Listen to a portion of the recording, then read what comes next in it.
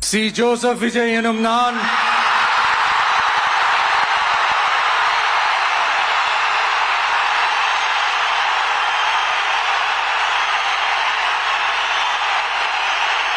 சட்டப்படி அமைக்கப்பெற்ற இந்திய அரசியல் அமைப்பின்பால் உண்மையான நம்பிக்கையும் மாறா பற்றும் கொண்டிருப்பேன் என்றும் இந்திய நாட்டின் ஒப்பில்லாத முழு முதல் ஆட்சியையும் ஒருமையையும் நிலை நிறுத்துவேன் என்றும் தமிழ்நாட்டு அரசின் முதலமைச்சராக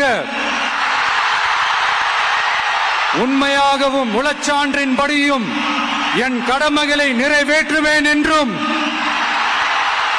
அரசியல் அமைப்பிற்கும் சட்டத்திற்கும் இணங்க அச்சமும் ஒருதலை சார்பும் இன்றி விருப்பு வெறுப்பை விலக்கி பலதரப்பட்ட மக்கள் அனைவருக்கும் நேர்மையானதை செய்வேன் என்றும் ஆண்டவன் மீது ஆணையிட்டு உறுதிமொழிகிறேன்.